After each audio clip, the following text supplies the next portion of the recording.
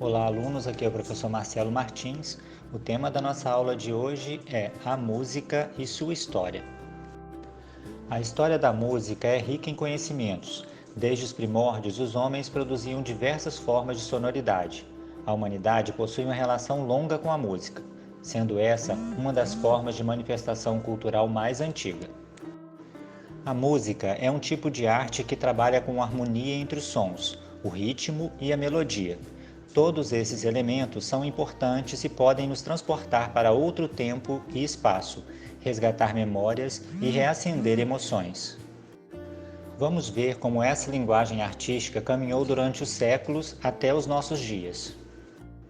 Ainda na pré-história, os seres humanos começaram a desenvolver ações sonoras baseadas na observação dos fenômenos da natureza. Os ruídos das ondas quebrando na praia, os trovões, a comunicação entre os animais, o barulho do vento balançando as árvores, as batidas do coração, tudo isso influenciou as pessoas a também explorarem os sons que seus próprios corpos produziam, como por exemplo os sons das palmas, dos pés batendo no chão, da própria voz, entre outros. Nessa época, tais experimentações não eram consideradas arte propriamente e estavam relacionadas à comunicação, aos ritos sagrados e à dança. No Egito Antigo, ainda no século 4000 a.C., a música era muito presente, configurando um importante elemento religioso.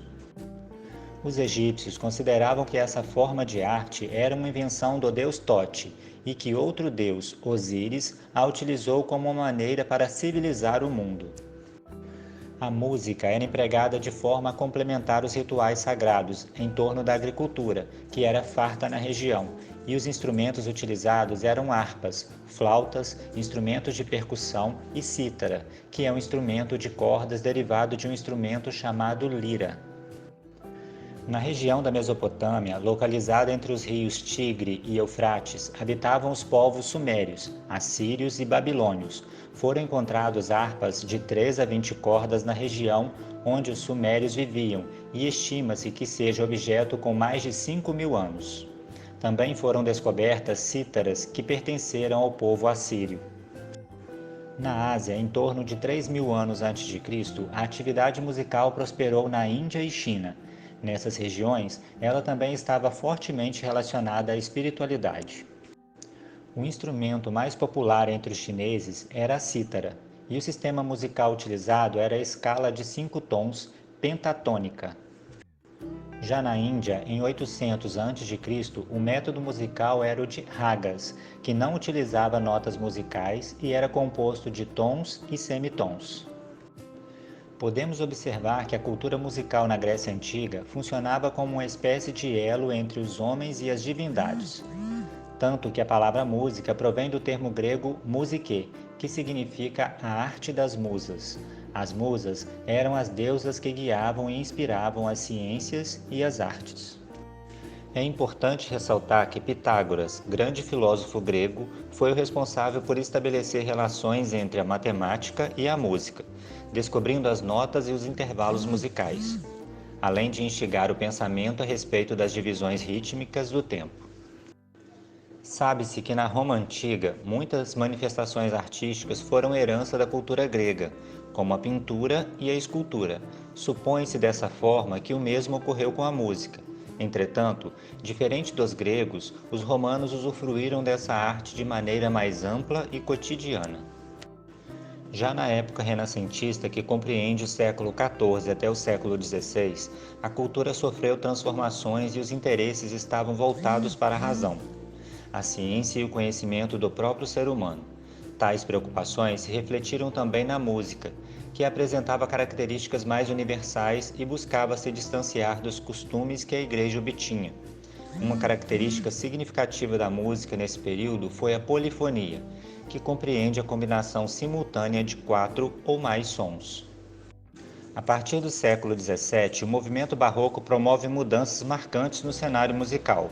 Foi um período bastante fértil e importante para a música ocidental e apresentava novos contornos tonais, com a utilização de outras escalas que traziam sonoridades diferentes, a saber, modo jônico, modo maior, e modo eólio, modo menor. No classicismo, que corresponde ao período em torno de 1750 e 1830, a música adquire objetividade, equilíbrio e clareza formal, conceitos já utilizados na Grécia Antiga. Nessa época, a música instrumental e as orquestras ganham ainda mais destaque. O piano toma o lugar do cravo e novas estruturas musicais são criadas, como a sonata, a sinfonia, o concerto e o quarteto de cordas. Os artistas que se sobressaíram são Haydn, Mozart e Beethoven. No século XIX, o movimento cultural que surgiu na Europa foi o romantismo. A música predominante tinha como qualidades a liberdade e a fluidez, e primava também pela intensidade e vigor emocional. Esse período musical é inaugurado pelo compositor alemão Beethoven, com a Sinfonia número 3, e passa por nomes como Chopin, Schumann e sua esposa Clara Schumann, Wagner, Verdi, Tchaikovsky, R. Strauss, entre outros. No século XX, a música ganha nova roupagem e uma grande transformação ocorre com o surgimento da rádio. Novas tecnologias e suportes para gravação e divulgação musical ajudam a popularizar essa linguagem artística e projetar cantores e compositores, já que eles não dependiam somente dos concertos musicais. Com uma cartela de opções mais variadas, o público começa a ter um contato com outros tipos de música. Alguns artistas também passaram a incorporar novos elementos em suas produções, como instrumentos até então pouco explorados e objetos sonoros. Um exemplo é o multi-instrumentista brasileiro Ernesto Pascoal, que tira sons tanto de flautas e pianos como de objetos do cotidiano, como chaleiras, pentes, copos d'água e broca de dentista. A compositora Adriana Calcanhoto também possui um projeto de música infantil, que faz uso de diversos brinquedos para produzir suas composições. Podemos citar como grandes nomes da música do século XX o brasileiro Heitor Villa-Lobos, o russo Igor Stravinsky, o nigeriano Fela Kuti, a pianista carioca Chiquinha Gonzaga, o norte-americano Louis Armstrong, a francesa Lili Boulanger, o argentino Astor Piazzolla e muitos outros. A música está sempre em processo de reconstrução. Podemos perceber que na atualidade existem várias maneiras de fazer música, combinando os três elementos principais: a harmonia, a melodia e o ritmo. Convivemos com uma variada gama de opções que vão do samba e do funk até o jazz, a bossa nova e a MPB.